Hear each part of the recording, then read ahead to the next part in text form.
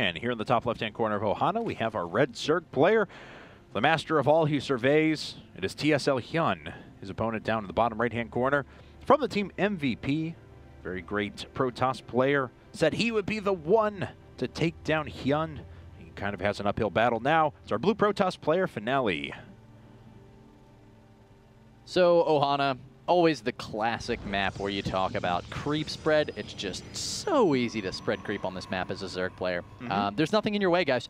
It's pretty much, you know, some maps have reeds, you know, if you look at a map like Shikoros or something like that. And then other maps have hills, Tal'Darim Altar, for example. But Ohana is just desert.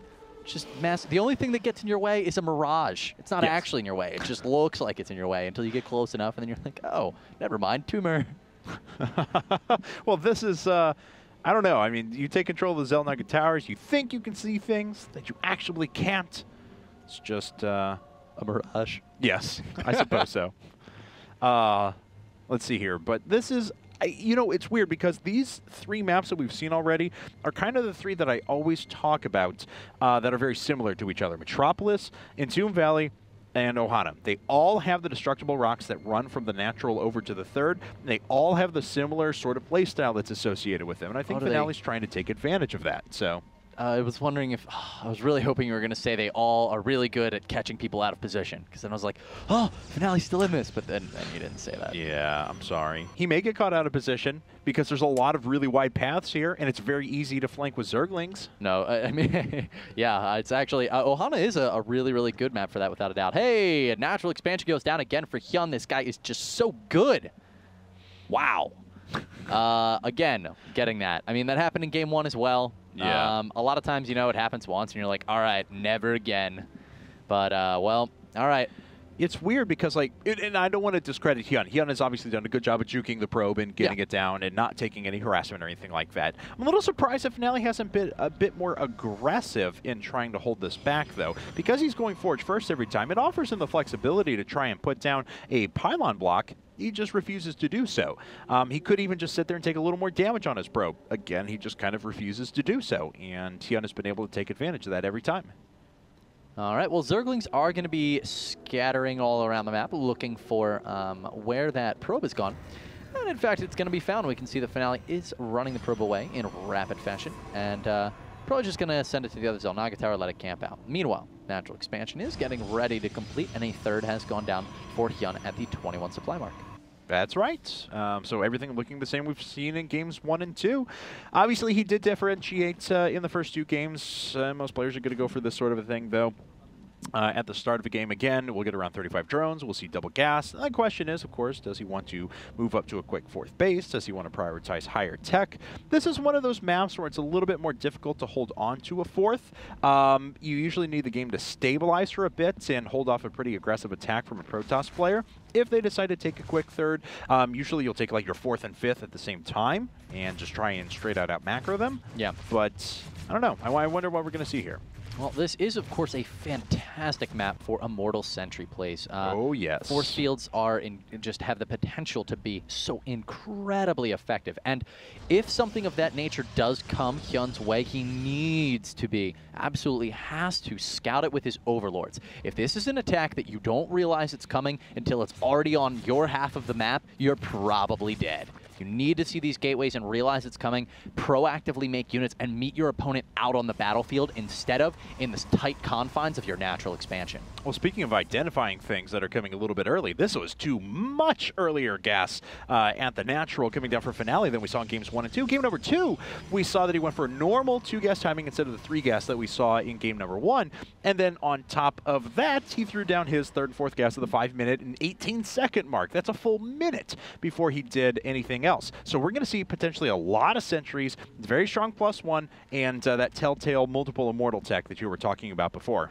Yeah, 2 to 3 Immortals, a lot of sentries, over 15, and Warp Prism are going to be the recipes for an all-in, if that's what Finale opts to go for, which, honestly, I mean, it would not surprise me, given the map factor here, and going for these quick gases, knowing how much he loves using sentries.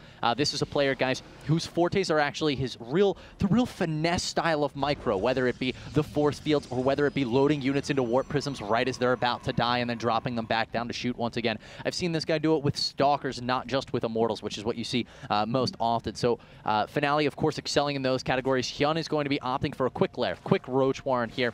And, well, actually, fairly standard timings, but they're going to be necessary here in defending against this likely imminent push out of Finale, because he hasn't started working on those back rocks yet.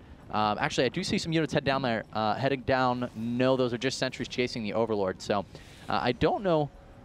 Yeah, sentries are just sitting there. He really doesn't seem concerned with them. No, not at all. But he's got everything else working pretty normally. Twilight Council's coming up. He's got that first Immortal just about to pop. And with all that gas saved up, he's going to be able to make a massive number of sentries. You talked about it. I think it was in game number 1 on Metropolis, how many sentries that Finale likes to make on a regular basis. Well, I think we're about to see that in full effect. HyuN, on the other hand, everything's looking pretty normal for him. I should say pretty normal for him to try and aggressively make Roaches and Lings and defend a push in the middle of the game. We can see that the gateways are starting to go down now for Finale out of the view of HyuN. HyuN does not see this. Now, he should realize that this is coming if he had any sort of unit at the third base, but he actually has no information over there. He does not know that the third is not going down. He does not know that the rocks are not being down. Oh, now the rocks are actually being fired upon by Finale. But yeah, he has little to no information whatsoever. It looks like HyuN actually wants to get aggressive here against Finale stall. And then finally, the Overseer does come in. Can we actually take a look, Kevin, and see what that Overseer did manage to get a glimpse of? Okay, so it saw the Robo, it saw multiple gateways, but it didn't. Oh, it was just on the outside of all 3 of these gateways. But of course, HyuN is now interested in just shutting this down as quick as possible. Another 30 Lings coming up. This is exactly what he did in game number 1. This is exactly the same, down to the amount of Zerglings that he's actually making to try and stop this. Now, Finale, of course, is being a little bit more defensive about this. He's only at 6 gates, not 8 gates, and that's a big difference because it allows him the flexibility to try and expand while he puts on pressure. Oh, and it's actually really, really good for Finale in that regard that it doesn't appear he's trying to go for the all-in play, because this is what we're talking about. HyuN out on the map right now, ready to engage. It looks like he wants to get aggressive against Finale, but Finale's got too much stuff. But he doesn't. The real good thing here for Finale, guys, is if he was going for the all-in style of play, HyuN can meet him out in the open, out in the middle of the map, where force fields are not as good. The fact that Finale is not going for a big 8-gate all-in right now is really playing into his hands, because HyuN made a lot of units that right now can do absolutely nothing. But HyuN, the moment that he saw all that stuff going down, he slapped down an infestation pit. He knew that his opponent was expanding, get a good read, and made plans to start going up to a 3rd base, or a 4th base, I'm sorry. So the 4th hatchery is now on the way. He's got a lot of units out in the middle of the map. Yes, that occupied a lot of his time.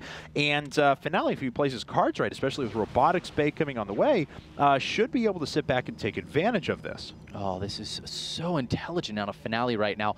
Moving out, it's a very precarious position. He has to make sure he keeps his eye on his army and cannot be caught. But nice force fields, all right, but does unfortunately lets a lot of the Lings get away there. He didn't have the range to get that last. It actually would have been 2 force fields needed there from Finale. But it is an intelligent move here from Finale, moving out onto the map, because he knows behind this, HyuN's going to be teching, HyuN's going to be droning, HyuN's going to be expanding, and he's doing all those things. Bit of a waste of energy from Finale there. He's got a ton of gas saved up, a ton of it. And yes, he's got the Robotics Bay, so we'll start to utilize that for his first Colossus and also for +3 weapons and also for range here momentarily. But, you know, he's done a good job of banking that throughout the entire game with how early we saw that 3rd and 4th gas pop up. We'll probably see 5th and 6th here momentarily.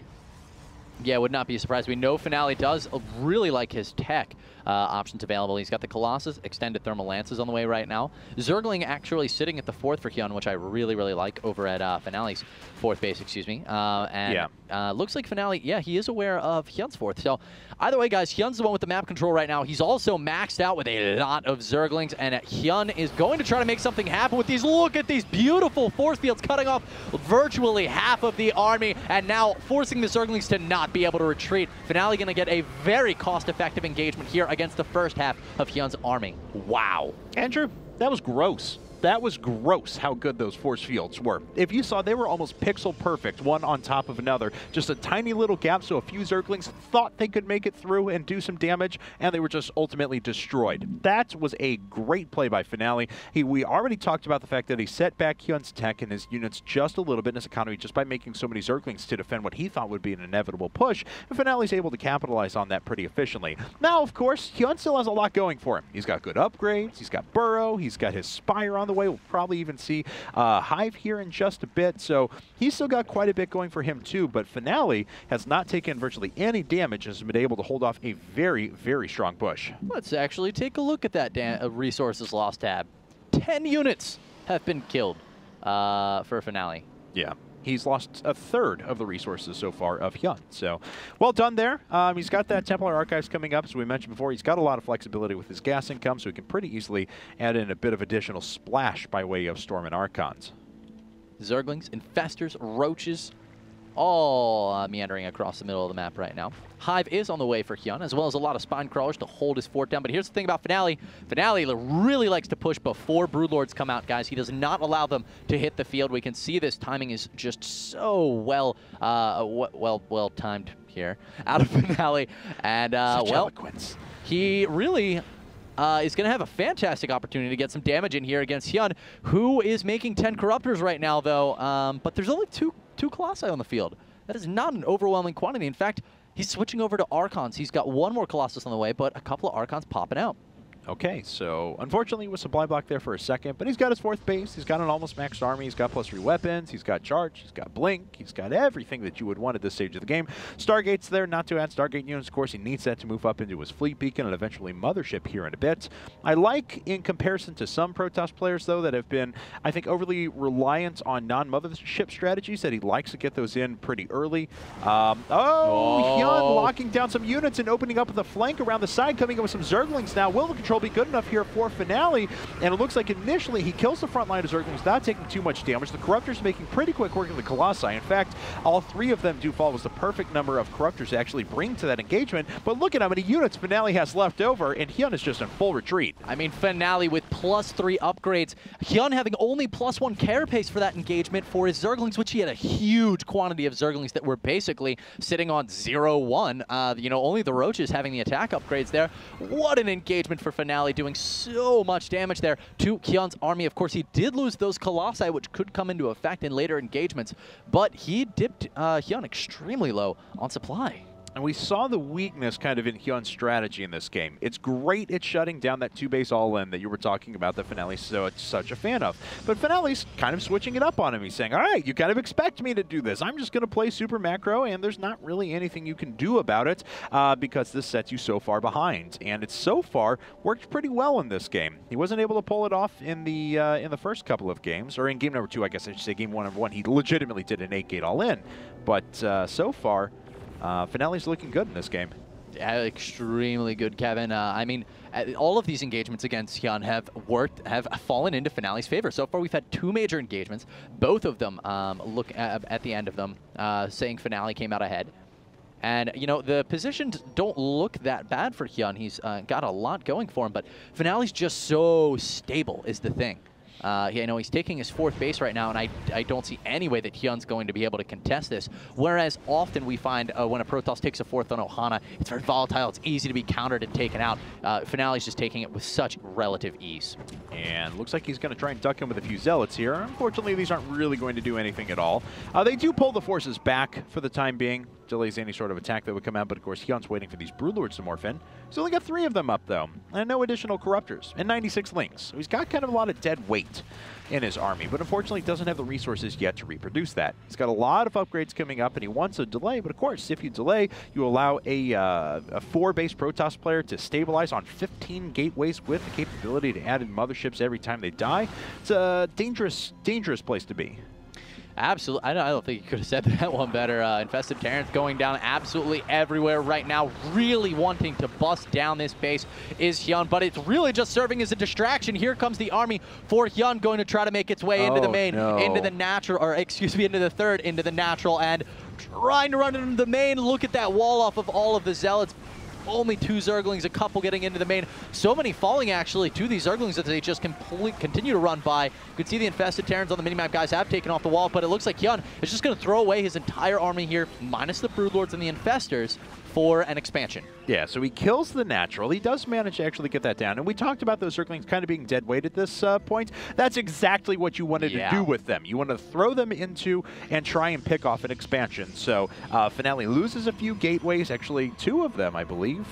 He loses a bunch of economy. Did he lose many workers? Not really, but he lost the expansion, and that's what really hurts. But he retains most of his army intact. And now he has a moment when he could do a pretty good amount of damage. The Broodlord count is starting to get very high now for HyuN, and he does have a nice spine crawler wall back at home. So it's still a very precarious position for Finale, as eventually he'll have to attack into that. Well, what's really interesting to me right now is that Finale is not going for a counterattack. I'm really wondering at what point he feels like it's going to be more beneficial to attack. I mean, at this stage, HyuN is at 150 supply. And it's only going to grow from there. If you take a look at his money, guys, he's out. He doesn't have money to resupply. The reality is, yeah, he threw away those Zerglings. That's all well and good, but that's a lot of money that you're going to have to replace. And he threw away all the Zerglings. This is the thing. He didn't throw away 3/4 or half. Threw away all of his Roaches and all of his Zerglings and took out an expansion in a couple of units. And he's left with some infestors that have to regenerate all of their energy. They've got a pretty decent amount now, but that was maxed not too long ago. And he certainly does have a lot of Broodlords. But this army can reproduce itself pretty quickly for Finale. And Finale, of course, has that all-important over 100 energy mothership, which is able to cast a Vortex out at any given point in time. Also, what is the Corruptor count? By the way, Zealot's forcing the cancel. What's the Corruptor count right now? 4 Corruptors versus 3 Colossi with all of his Stalker support. This is going to be difficult for HyuN to hold. I mean, he's sitting only 173 supply. He's got +1, just +1 for his melee. These Broodlords are not going to be powerful Broodlords.